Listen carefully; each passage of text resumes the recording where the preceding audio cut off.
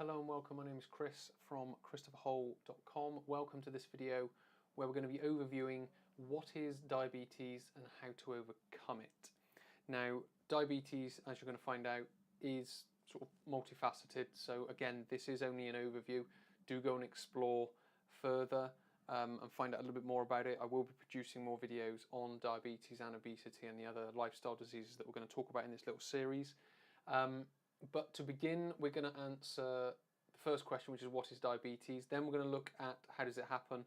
And then, as we did with the obesity video, we're going to look at how can we overcome it.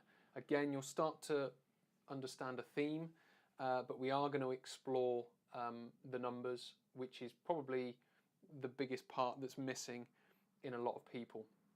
But first of all, what is diabetes? Well, it's a disease in which the body's ability to produce or respond to the hormone insulin, and that's the important hormone here, is impaired.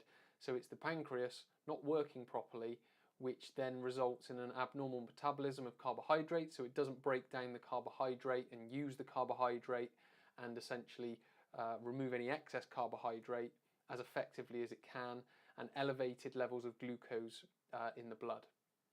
So there are two types of diabetes. I'm going to be focusing most of my attention on type 2 diabetes, which is the body's or the body doesn't make enough insulin, or the insulin it makes doesn't work properly, meaning glucose builds up in the blood. Type 1 diabetes is the fact that it just doesn't produce it at all, causing glucose to rise quickly because insulin makes the artery walls more permeable, so the excess glucose can be sort of let out of the bloodstream, if you will. So, but those types of things I'll describe and go into more detail in another video, because we aren't actually looking at the anatomy of diabetes at the moment. So now that we know sort of what it is and what's going on, here are some of the numbers. So we're looking at blood glucose levels. So if you ever get the chance to get your blood glucose tested, the types of numbers that you want, these are all done in millimoles. You can get milligrams done as well. Either or is fine, and they can be related to each other if you need that to happen, or if you need to convert one into the other, that's absolutely fine, that can be done. So with regards to type 2 diabetes, we're looking at, this is before meals, of 4 to 7 millimoles per litre of blood. And then for type 1, again, it's 4 to 7, but then you'll see there's a slight difference in the type 1. So there is a pre-meal and post-meal. So those are the types of numbers that you need to be thinking about and looking at. If it's non-diabetic, you want to be looking at 4 to 4.9. So it's very much, it's understanding the numbers. So if you do have them done, if you can get them done more than once, is a good idea, because then you can sort of test and measure and see where you are pre-meal, post-meal accordingly. So how is this happening? Well, again, as I mentioned, it's multifaceted, so there's a lot of things that it could be.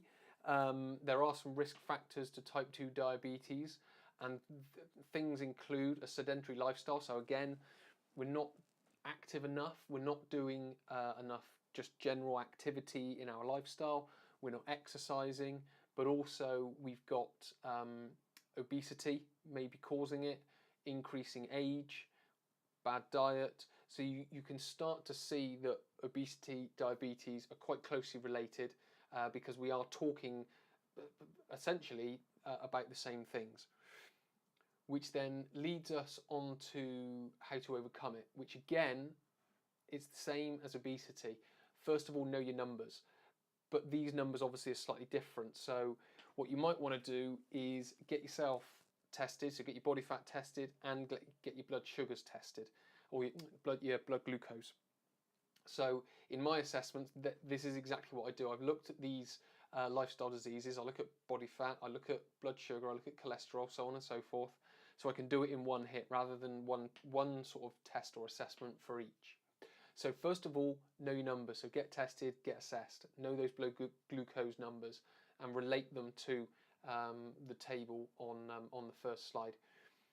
Then it's setting a goal. Now with this one, much the same as the obesity, it's going to have to be tested and measured over time, because you're going to come out with a number, with a blood glucose number, and then you're going to test it, and you need to see a general trend of it coming down, because just doing it once every, say, 3 months, you may not get a good enough reading. So you want to get it done as regularly as possible. If you can get it done on a weekly or a monthly basis, then great, or even more would be better. Finally, building a flexible plan of small changes. So what you've got to do is you've got to record everything that you're doing, do your test. If it's gone down and so what you've done has worked and reduced your blood sugar levels, then you continue doing it and add some more bits in. If what you've done hasn't improved it, then you need to think about changing a few things that were held within your plan. So it's a little bit of a journey, more so than just like a set system. So you've got to understand how you do things, you've got to understand how your body's functioning, and then you can go about making those changes accordingly as to whether your blood glucose is going up or is going down. So many thanks for watching. Hopefully this has been helpful. Hopefully you've gained a little bit more insight, not necessarily into the anatomy of it, but maybe some ways in which you can go about overcoming diabetes. So many thanks for watching.